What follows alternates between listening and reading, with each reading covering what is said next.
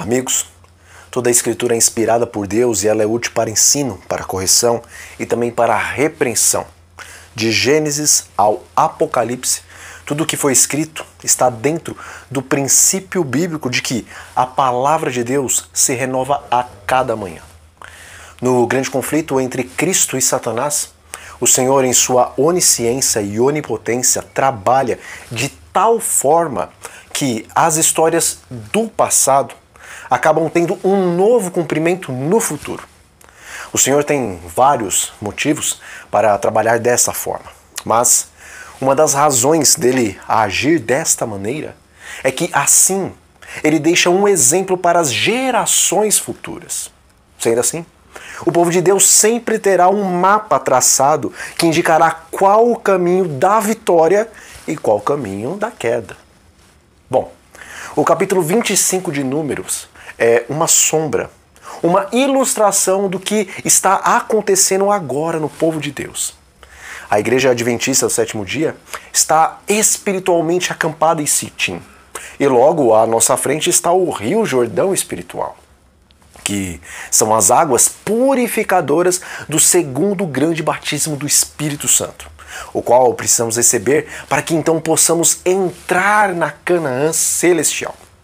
Satanás sabe que se passarmos pelo Jordão, ou seja, pelo batismo do Espírito Santo como chuva serôdia, tudo estará perdido para ele. Porque é nesse momento em que o povo de Deus estiver recebendo a plenitude do poder do Espírito Santo, que também estará ocorrendo o selamento do povo de Deus sobre as suas frontes.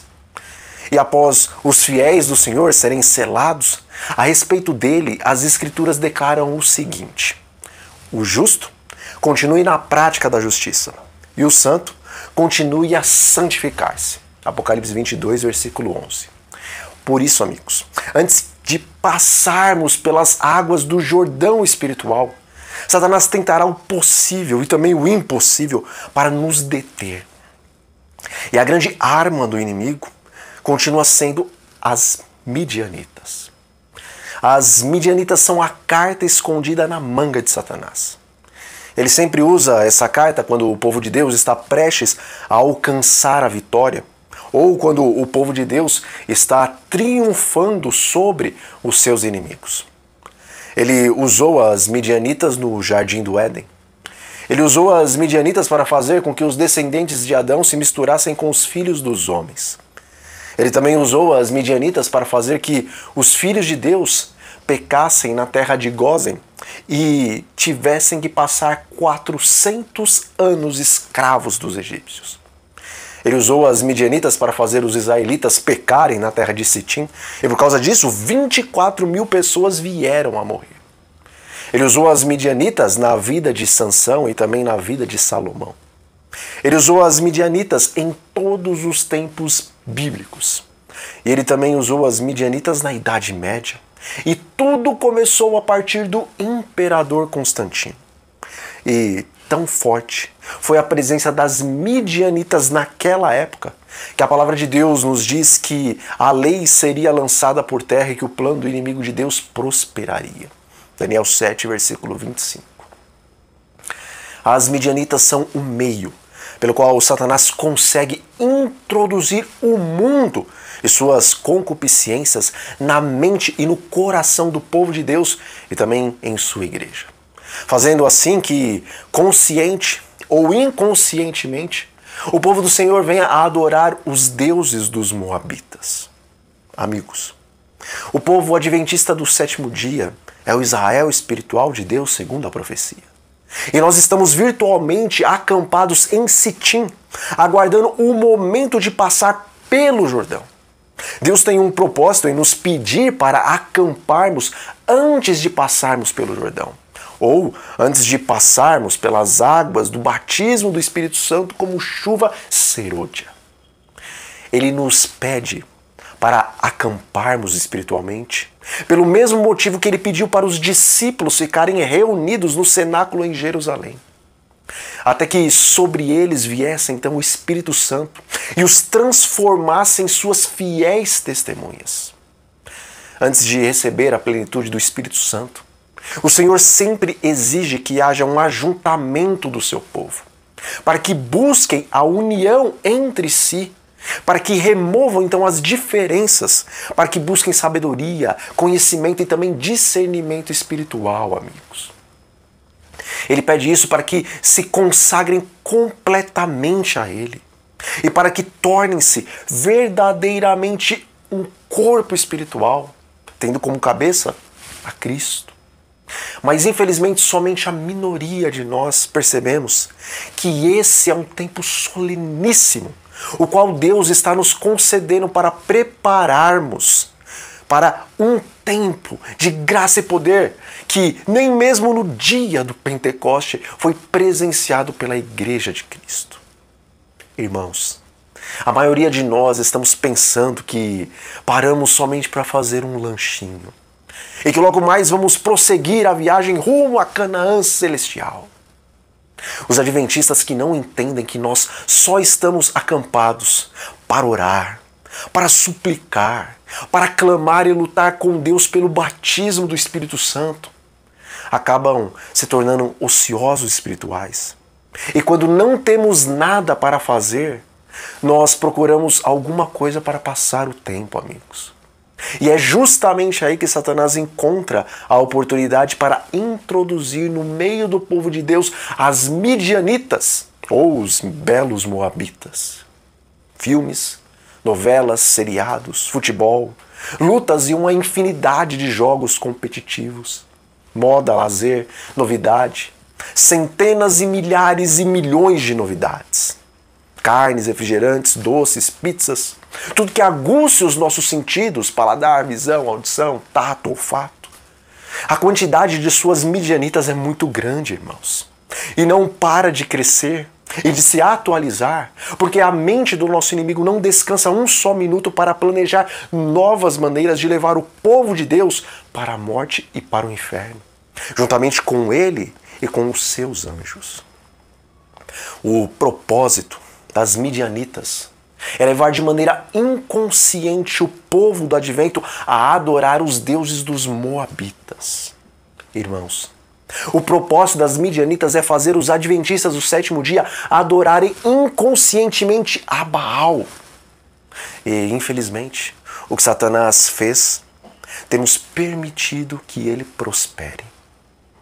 Em pouco tempo, Baal passou a ser o objeto de adoração de muitos de nós. Em poucos anos, uma boa parte, amigos, do povo do Senhor inconscientemente veio a prostituir-se com as midianitas espirituais. Amigos, de acordo com o espírito de profecia, os pensamentos de Satanás com relação à Igreja de Deus são estes: terei no terreno como meus agentes homens que mantenham falsas doutrinas misturadas com justamente suficiente verdade para enganar almas. Também terei presente pessoas incrédulas que expressarão dúvidas quanto às mensagens de advertência do Senhor à sua igreja. Lê-se o povo e cresce nessas admoestações e pouca esperança poderíamos ter de vencê-los.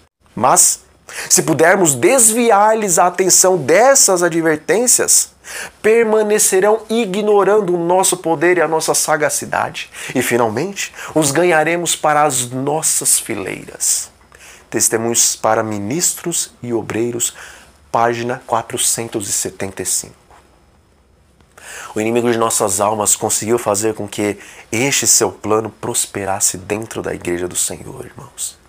A ponto de muitos corações terem se curvado a Baal. Semelhante ao que aconteceu no acampamento de Israel lá no passado.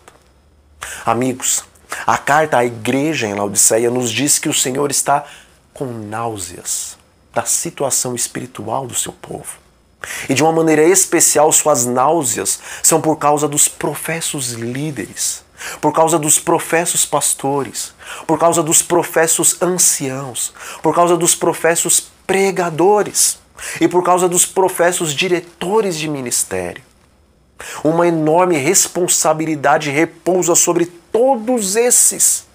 E muitos desses líderes da amada Igreja de Deus somente compreenderão a responsabilidade que eles tinham no dia do acerto final de contas, quando estiverem sendo julgados e condenados diante de todo o universo.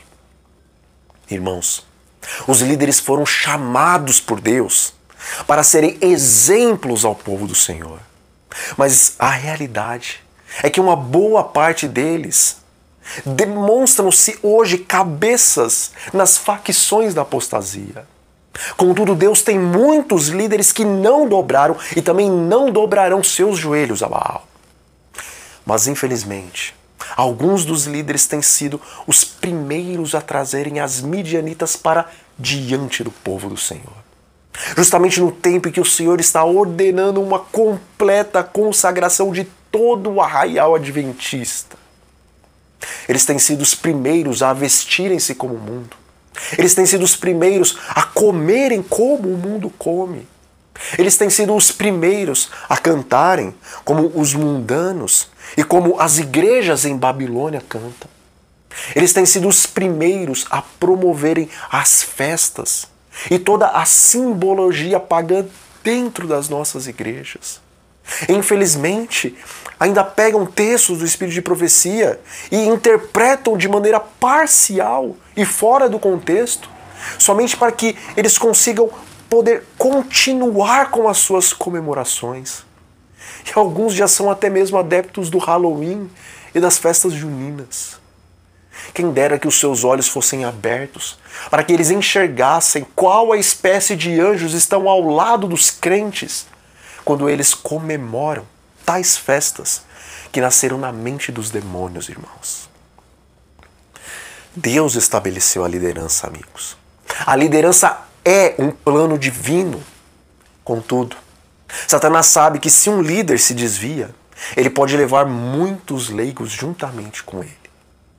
Diz o Espírito de Profecia: os anciãos, aqueles a quem Deus deu grande luz e que haviam ocupado o lugar de depositários dos interesses espirituais do povo, haviam traído o seu depósito. Os tempos mudaram. O Senhor não fará nem bem nem mal. Ele é muito misericordioso para visitar o seu povo com juízos. Assim, paz e segurança é o grito de homens que nunca mais elevarão a voz como trombeta para mostrar ao povo de Deus as suas transgressões. Esses cães mudos, que não querem ladrar, são aqueles que sentirão a justa vingança de um Deus ofendido. Testemunhos Seletos, volume 2, páginas 65 e 66. Nesse momento da história da Igreja Adventista, amigos, Deus está convocando os seus juízes, aqueles que têm fome e sede de justiça. O Senhor os está convocando para que eles matem, com a verdade, todos os costumes de Baal, os quais foram introduzidos na igreja. Mas esses juízes de Israel não usarão nem força e nem violência, nem espada, nem pólvora, para exterminarem as abominações, mas sim a palavra do Espírito. Diz o Espírito de Profecia: perguntei qual o sentido da sacudidura que eu acabava de presenciar. E foi-me mostrado que foi causada pelo testemunho incentivado pelo conselho da testemunha fiel aos laodiceanos. Esse testemunho terá o seu efeito sobre o coração daqueles que o receberem, levando estas pessoas a exaltar a norma e declarar a positiva verdade. Alguns não suportarão esse claro testemunho, vão se opor contra ele e isso causará uma sacudidura entre os filhos de Deus. Testemunhos Seletos, volume 1, página 60. Irmãos, eis que o espírito de Elias e de João Batista já está repousando nesses dias sobre a igreja de Deus. E o machado já foi colocado junto ao tronco das árvores. Toda árvore que não dá fruto será cortada. E toda árvore boa, através de ardentes provas, o Senhor as podará para que deem mais frutos. Tal como na história das midianitas, eis que os príncipes de Israel de hoje, com as suas midianitas, ou seja, com seus costumes de Babilônia, serão pela lança da palavra do Espírito transpassados dentro da tenda do Senhor. Serão transpassados dentro da casa de Deus, pois a lança da exaltada norma de Deus, que é arremessada dos púlpitos, está direcionada contra as midianitas tão somente, mas automaticamente vão transpassar todos aqueles que se misturam com elas. Amigos, é tempo de marcharmos, é tempo de atravessarmos o Jordão espiritual, é tempo de receber as primeiras e também as segundas chuvas do Espírito Santo. É tempo do mundo ouvir um clamor, e também um alto clamor a dizer: temei a Deus e dai-lhe glória, porque chegou a hora do seu juízo. E adorem aquele que criou o céu, a terra, o mar e as fontes das águas. É tempo, amigos, de dizer com voz de trombeta: caiu a grande Babilônia, aquela que tem dado a beber a todas as nações do vinho da ira da sua prostituição. Chegou a hora, irmãos, e a hora é agora para dizer que se alguém adorar a besta e a sua imagem receber a sua marca na fronte ou sobre a mão, esse também beberá do vinho da cólera de Deus, preparado sem mistura, no cálice da sua ira, e será atormentado com fogo e enxofre diante dos santos anjos e na presença do Cordeiro. Apocalipse 14, versículos 6 a 11. Meus irmãos adventistas do sétimo dia, hoje o Senhor nos convida a tomarmos uma decisão. Se Baal é Deus, sirva-o. Mas se o Senhor é Deus, sirva-o. E que a sua e a minha resposta venha a ser: eu e a minha casa serviremos ao Senhor. Um grande abraço a todos e até a próxima. Antes de subir ao céu, Jesus prometeu aos seus seguidores que dentro de pouco tempo retornaria, destruiria o pecado, recompensaria os fiéis e restauraria o planeta a fim de habitar para sempre com seus amigos. Qual o motivo da demora? O que Jesus está esperando? Será que ainda falta se cumprir alguma profecia? Ou será que o atraso se deve a alguma decisão arbitrária da parte de Deus?